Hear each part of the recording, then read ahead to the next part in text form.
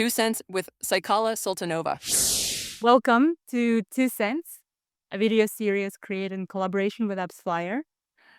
It's a space where fireside chat conversations happen with thought leaders, forward thinkers, and future predictors who are shaping the future of our industry. Each episode is designed to go beyond the surface, exploring meaningful insights, bold ideas, and the challenges that truly matter. Today, I'm happy to have Ignacio Monereo on 2 Cents. As the partner at Boost Capital Partners, Ignacio has a sharp eye for spotting high potential startups in gaming and mobile apps.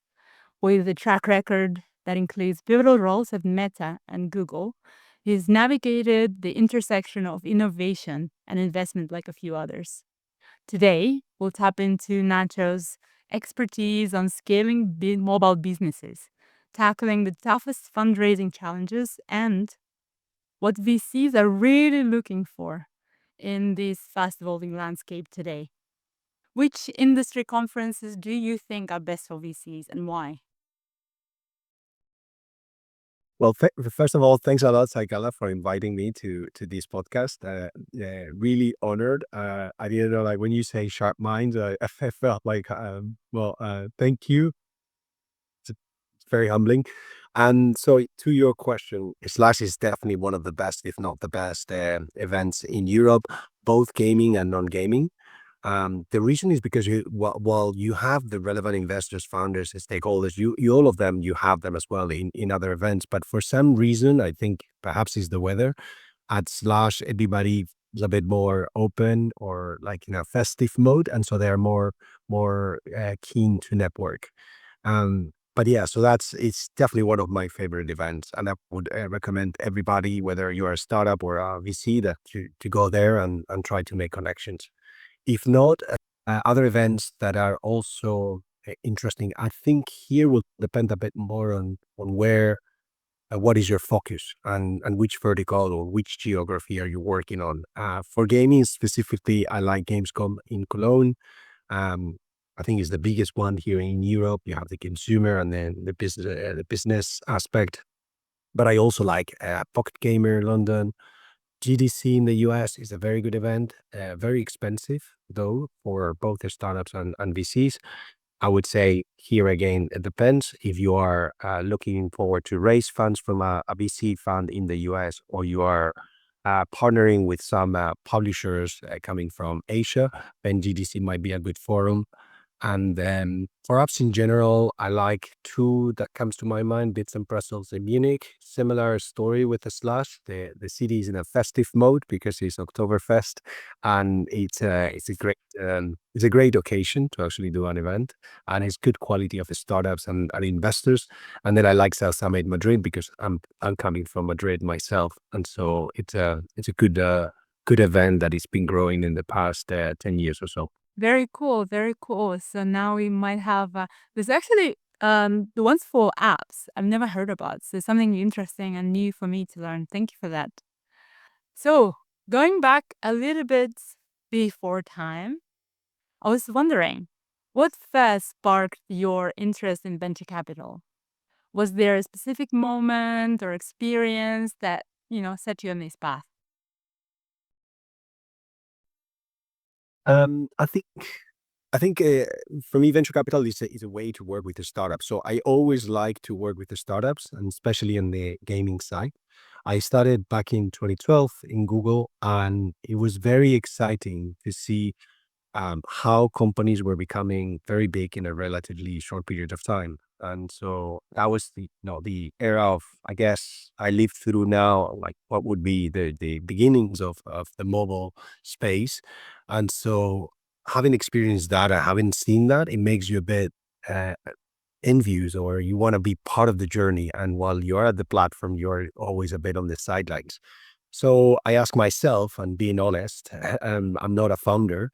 I think to be a founder, you need to have a specific skills. You need to have a lot of self-confidence, the vision, the drive.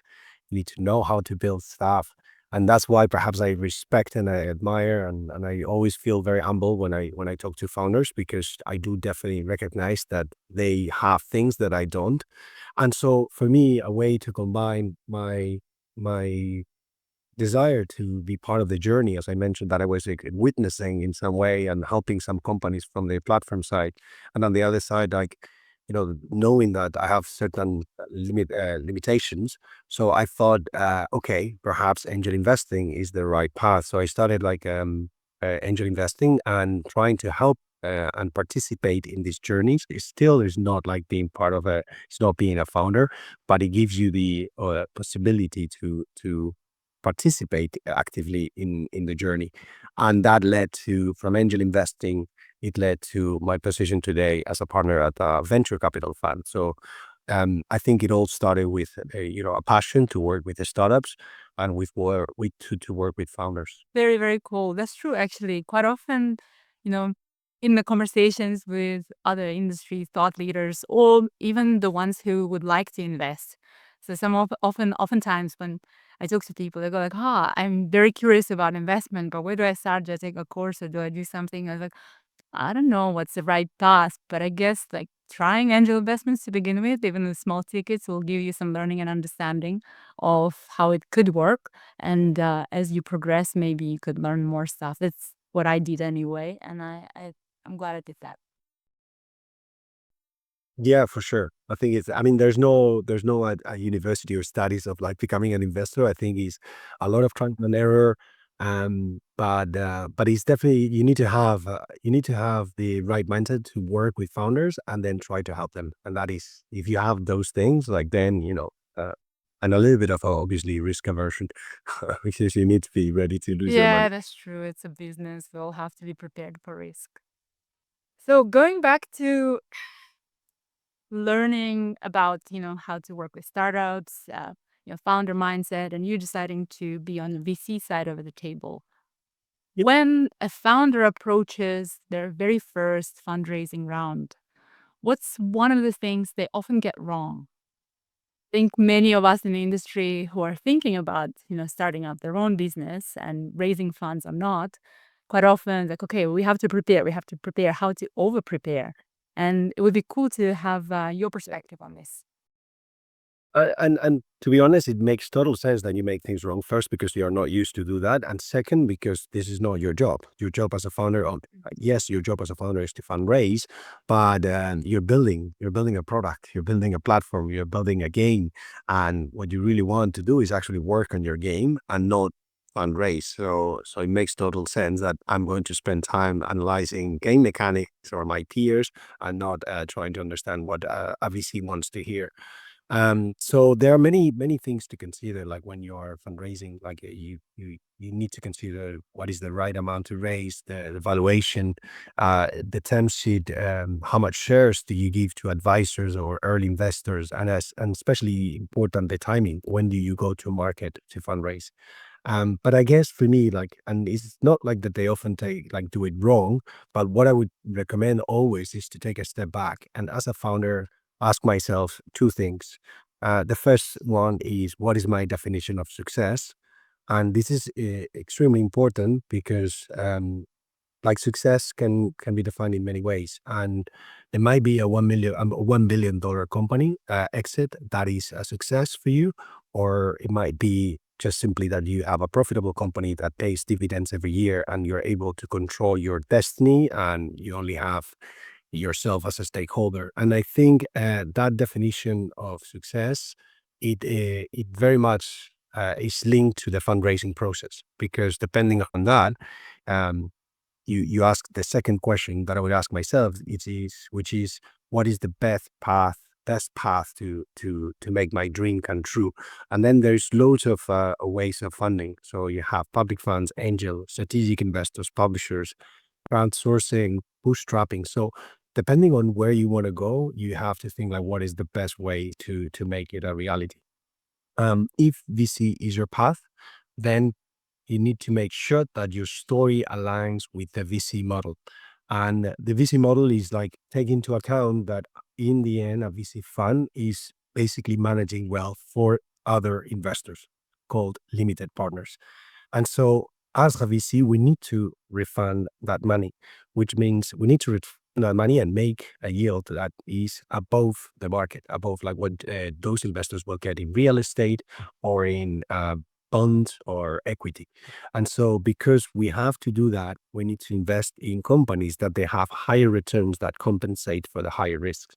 So as a founder, if you ask yourself those two questions, I need to my success, my definition of success is a large company. And the best path to do that is through VC. Then I can tailor my story and my deck and my pitch in order to make sure that when a VC is hearing that, is thinking, okay, I have a high risk opportunity, but also an opportunity that is going to deliver potentially a high reward, a high return, and that is going to be able to return my fund. And so having that in mind from the very, very beginning, it will get yourself a much higher chance to be successful in fundraising with VCs than if you don't do that. Very cool. So lots of things. First, you need to figure out where do you want to raise from, whether it's VC, angel, strategic partners. That's probably another completely different conversation with different, I imagine it would be like a spreadsheet with like pros and cons for everyone. And then if it is a VC, then also like almost kind of putting yourself into your shoes. What is the importance? What would you care for? And all of you LPs, what the expectations are as well, and timelines. Very, very cool and interesting. So I imagine in your job, you have to go through gazillion amount of fundraising pitches, right? I can't even imagine how many per day. And in your experience, what separates a strong fundraising pitch from a forgettable one in today's environment? Yeah. I mean, you're right, and often it's very hard to filter all the decks that we receive on a daily basis, and it's very overwhelming. And I'm sure that at some point AI is going to replace us, and it's going to be a much better way than humans really.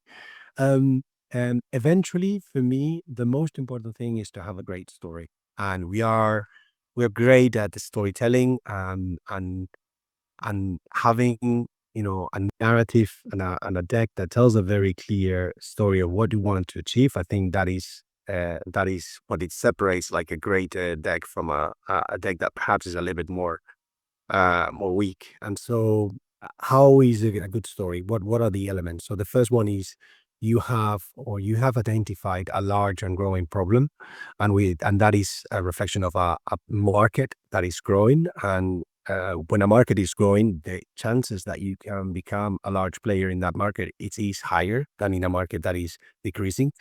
So in the case of gaming, perhaps is an underserved audience, is a new game mechanic, is a new genre. And then second, you're proposing a solution in that deck, and that solution is very easy to understand from a person that is coming from the outside industry. So we don't have any knowledge, but we still understand what is the solution they're trying to build. And then also we understand that it is very hard to replicate, and this comes to a point that VCs they often make, which is defensibility. So it's you've identified a solution that someone coming after you is not going to be able to replicate very easily. Then third, you have a clear execution plan. And an execution plan means like the milestones that you need to reach, the funding rounds that need to happen, and finally the go-to-market strategy, like the commercialization of that product. It has to be there as well, especially in gaming nowadays, as you know very well, Saikala, with IDFA. We need to have a clear understanding of like how we're going to reach the audience, because having the best game or the best product doesn't mean that you're going to be successful. You still need to have a very clear go-to-market strategy. And then the last thing, which I leave it for the last, but it doesn't mean that is the least important. The least important is the founding team. So the founding team needs to show that they have the skills to execute that plan that you just presented, but most importantly, that they have the right reasons and the drive to do it. And so I think this is a key point that we need to emphasize, because some people sometimes they do not put too much emphasis on like the motivations, the drive, etc. Really interesting. It piqued my attention, the hard to replicate, because as I think about it, probably nowadays it's so difficult to find the hard to replicate because everyone is copying each other or making it better afterwards. I'm not sure if it is, I know for sure in gaming it's really, really hard to come up with something that is hard to replicate. Maybe it's more possible in subscription apps or anything like that. But yeah, Well, sometimes it's when you say hard to replicate, could be hard to replicate in many ways. It doesn't have to be like could be in the product that you have like a game that is very difficult to, let's say, to rebuild, and the systems, and it's very complicated. But it can be also like things in the company, right? Let's imagine that it's very hard to replicate your marketing team, because your team is people that have exposure to some of the best UA teams in the industry. And what your secret sauce is essentially some of the people that you have in your team that are running UA. Or it could be like your technical, or it could be your AI expertise. And so we're always looking for innovation, but innovation not understood as well on the sense of product. It's going to be as well on processes and the company organization, and the team that you have. And then there is obviously people are going to catch up, and that's the Schumpeter law. I think it was when I was at uni, where you have the advantage of the innovator, or like at the very beginning, and you're hoping that you get like, I don't know, 3 months, 6 months, 1 year advantage. And by the time that the other competitors catch up, you already had that leverage, you had the community, you had the traction, and that helps you to sustain that position, that market share. Yeah, that's true. Very often, being first to market and first in the market has advantages. Those companies and people who do it first, they probably have the hardest time. But the upscale of it, the benefits are great. I mean, look at gaming. Like, we have games that they've been there for like 12, 13, 14 years, and they're still like our top games in the industry, in the vertical. So you've gone through a gazillion amount of decks. You selected a few that are really interesting, and then you meet the team, whether on a video call like us today or in person. I imagine almost like a dragon's den. Everyone asks these kind of burning questions, or sometimes just like grilling questions, I would say. What's one question you ask founders during the pitch that really makes it or breaks it for their chances? Well, I mean, think about this. First of all, we always make mistakes. And one of the things that in VC is very common is just you look at your anti-portfolio, the companies that you said no, and some of the companies that are being successful. And it's kind of like a proof of very humbling to see how you make mistakes, and you have to learn from that. So, and like that in the sense that I was referring to the Dragon's Den point. But Yeah. so one of the questions that I always ask is, why are you building this company, and what will make you stop? And this is a question that it relates very much with what I was mentioning before, like the team, right? 80% of the decision in investing in pre-seed is going to come from the team. 20% might be the market, the term sheet conditions, like whether they have an MVP, a product already with some metrics. But the reality is that a company at the stage where we invest, pre-seed and seed, is always it's always the team. And so really digging down on the team, and why the team is building these, and what are the founders' motivations to create the company, whether it's to make money fast, become successful among their friends, fulfill a dream, a childhood dream, just a line on the CV. Like, it doesn't matter, like, the reason. There's not right or wrong, but we're trying to understand really like the genuine answer, like the genuine reasons why you're building that. And also, we want to understand a couple of things with these, like whether the founders, they share the same vision. And the reason is because founders' disagreement is one of the top reasons for companies failing at this stage. And so how well founders know each other is critical. Whether they have worked together, they know them for years, or just simply they met at an incubator. And then the second thing that we're trying to identify is the commitment, or the, like, how resilient are the founders. And especially because if you have good founders, they will be always tempted to leave their jobs and find like a new job at a bigger company. Um, will be always perhaps they will be, tempted to sell the company really early because they found product market fit, and they already have made like a good exit for themselves.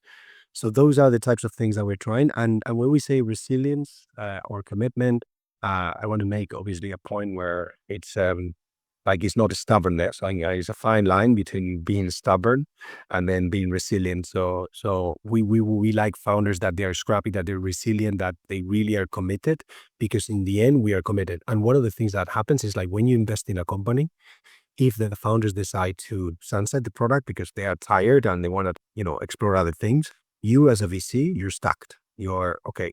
What do I do? Right? Because the company is going to die without the founders. And then the last thing that we're trying to get down with this question is also super important for me, and I think for everybody, which is the principles and the values. So how far like a founder will reach, and does this mean that you're, going into areas or ethically you're, perhaps crossing some lines. And I think this is extremely important because we all want to be successful, and sometimes this means to do some things, and we don't want to kind of like there's certain things that you don't want to do, like not even like at the risk of failing. And it's better like to say, well, I failed as a company than did things that I'm not proud of them. So I think those three things for me are extremely important. Like getting to know the founders and their vision, how resilient and how committed, and then also what are their principles and their values.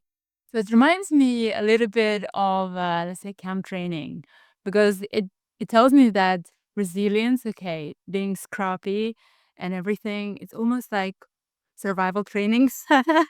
That how resilient are you to survive this one thing? But then it brings back the Darwin's quote. It's not the strongest and most stubborn that survive. It's those that more accept, like receptive to change, because change is important. Being able to navigate that path, to still be on the path to your dream, but be flexible to adjust your operations, let's say, and things you want to do. Very, very cool. So now we've gone through the lots of presentations, meeting the founders. Let's say you met, or they've Yep. found the VC that they would like to commit to. And so in my experience, often companies of different sizes talked about, growing versus cash flow, fundraising another time for growth or for cash flow, whatnot. People have different reasons to raise again at different stages of the companies. And I was curious about your perspective on how should founders think about cash flow versus growth while fundraising? Yep. Well, cash is king, as they said. And then, companies die sometimes not because they have like strong revenues, but because they don't have cash in the bank to pay the salary. So I think like cash flow is extremely, extremely important, and it's a bit of a dance. And I think this is this is a kind of like a non-straight answer. Like it depends and on the circumstances.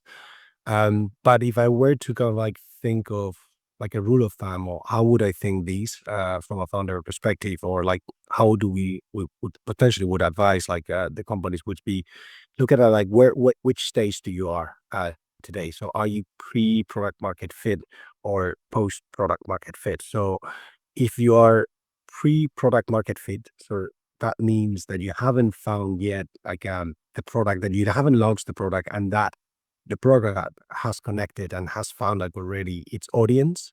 And as one investor said to me once, you're buying time instead of raising funds. So everything that is not essential to build the product is less relevant, and it will ultimately reduce the time that you have. So if you hire too much, that's 2 months less that you have of runway.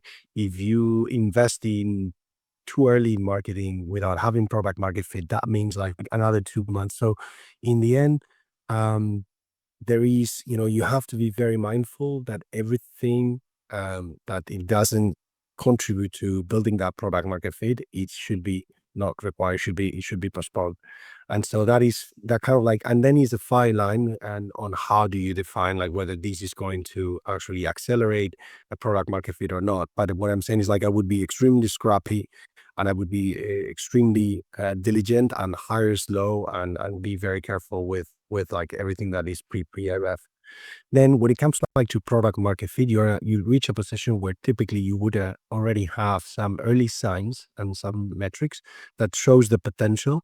And so you might be in a position where you become more aggressive when it comes to growth, and then you can spend more because you have some certainty, and then you can make a mistake. Don't get me wrong, like we all make the mistakes or the market changes, but you already have some signals that it tells you like you are onto something. So perhaps there like growth becomes important, and then you can you can be a bit more aggressive on that front.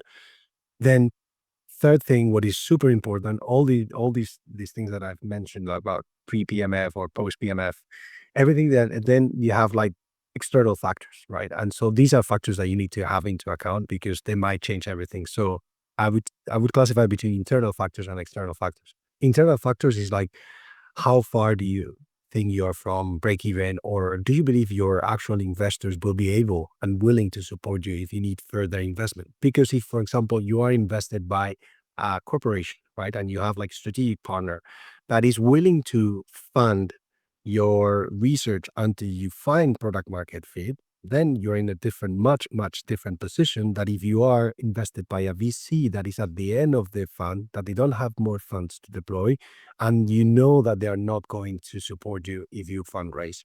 So all these factors are extremely important to consider. And we're talking about internal because that is the VC that you have on your cap table.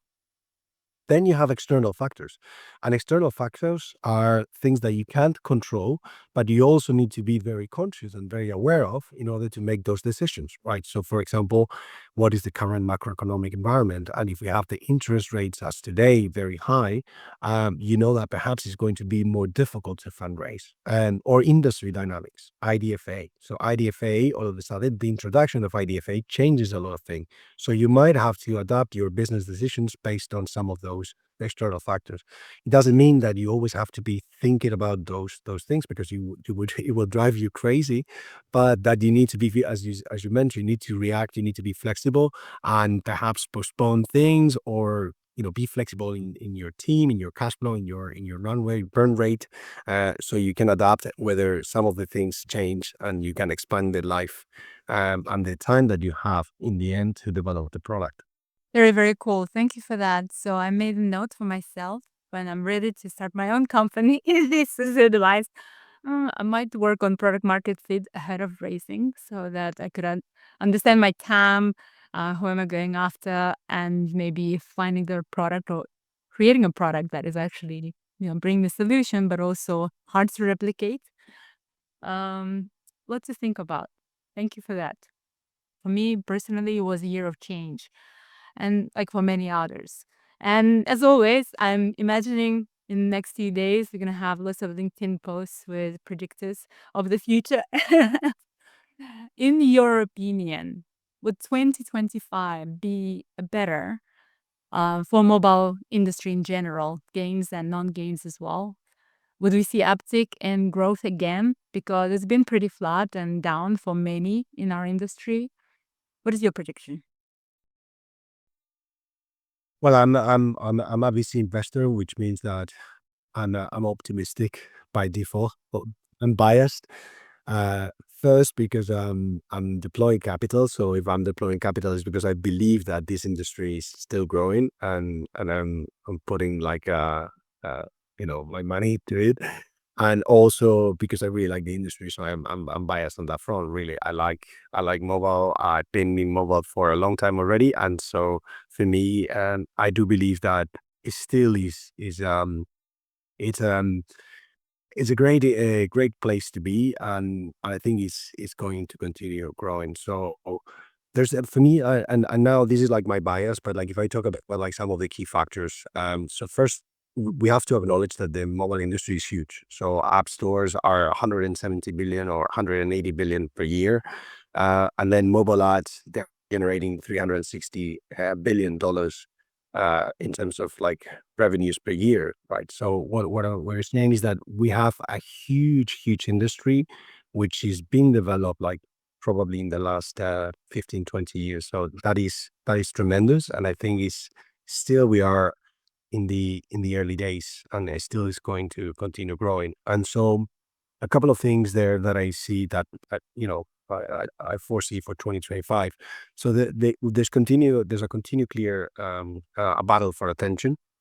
So people spend around 5 hours per day on their phones, and while users, like we are more conscious of our time in our phones and we're trying to limit, the reality is that our phones are becoming smarter, and we do have more services available on our phone. We can do like so much work. Like how many emails do you reply on your phone when you are on the go, or you access you access CRM and tools on the phone. You access your I don't know. We access all our events and things like that. We have so many applications like already for work. We also have banking, like banking has moved to mobile phones, shopping more and more like people are shopping on their phones. Before it used to be like, oh no, only for like small things, but now even like big travel, you're doing it on your phone.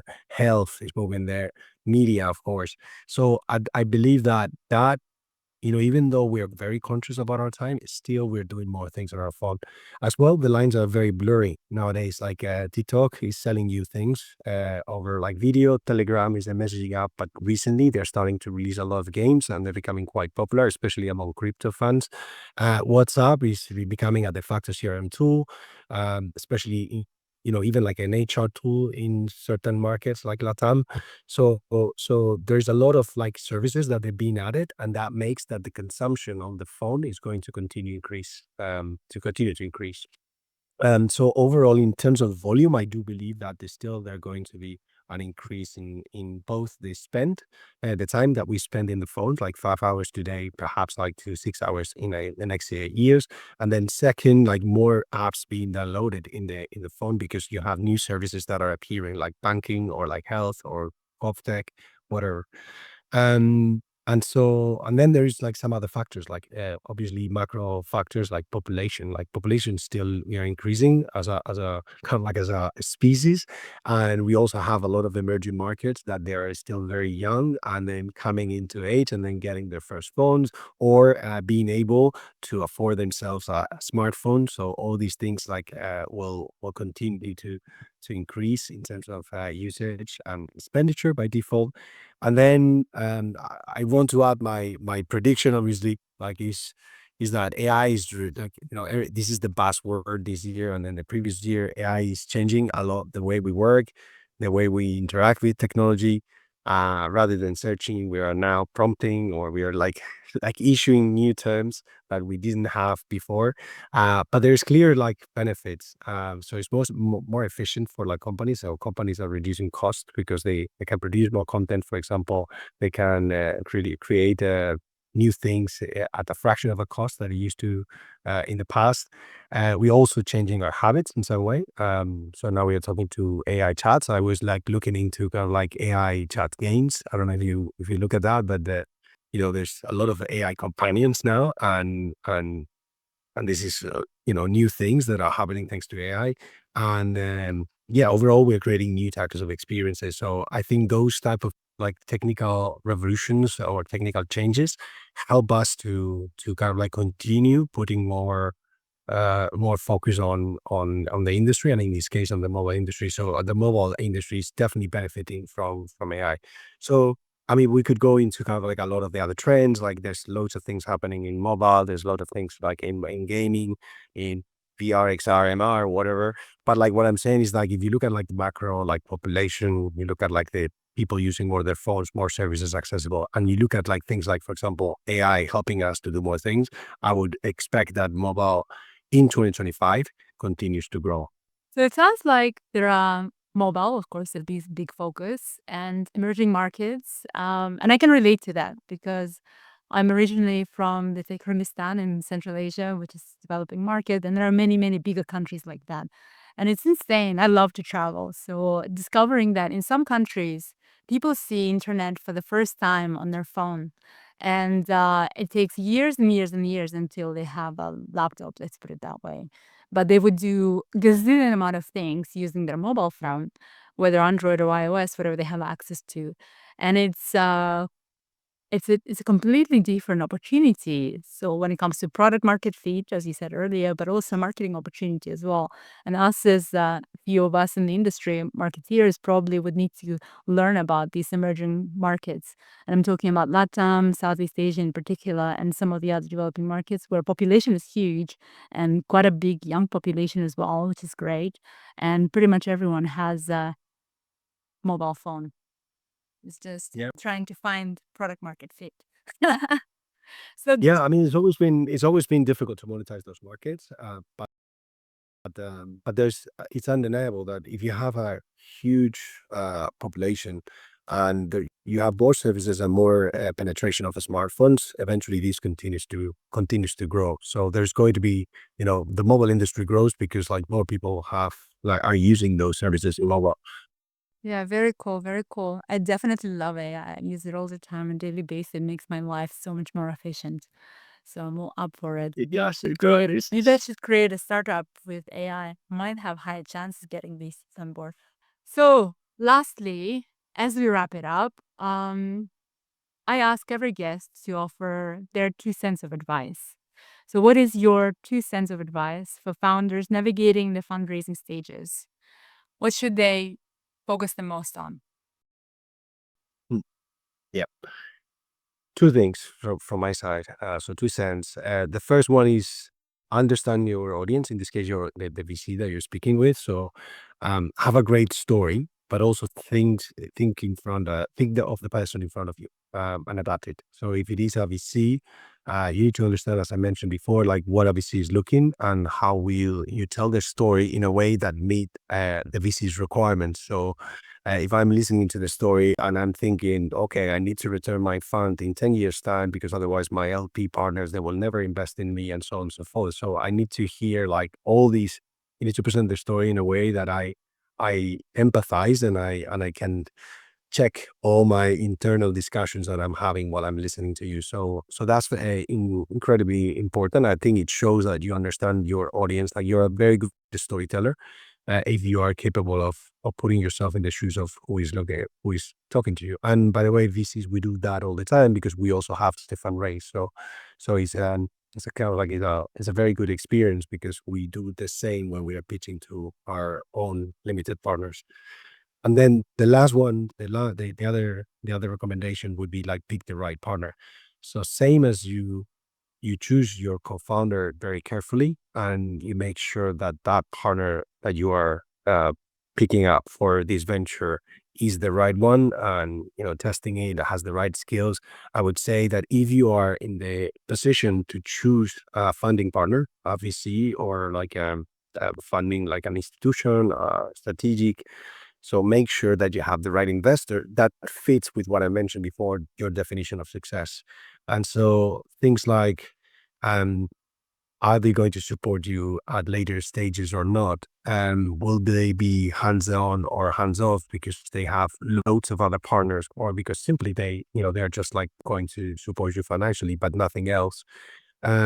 Is their term sheet very aggressive? Obviously, like if you can compare different term sheets from different VCs, check for like some of the most aggressive clauses, like whether it's anti-dilution, whether it's valuation, obviously, whether it's um, restrictions on the governance, and then talk to other funders in their portfolio. If it is a strategic investor or if it is a VC, I'm sure they would have other companies that they would have partnered in the past with, and so try to talk to them and then find out like what are the same as we do like referrals from the founders, and this is very typical. Like VCs do referrals from founders and blind referrals because they try to understand the flows and not to make a decision not to invest, but basically to have a clear picture of who the person in front is you're talking to what actually how is the person going to react, and what are the things that have the strength and the weaknesses.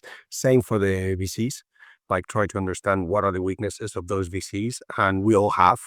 And I think it's better to go into a relationship, into kind of like these, e- engagement or marriage. It is a very real marriage, same as like with a co-founder, and it's always good to know what are the flaws of your partner. And again, not to say no, but just to kind of like go and be aware of that, and then say, well, still for me, it's still worth it.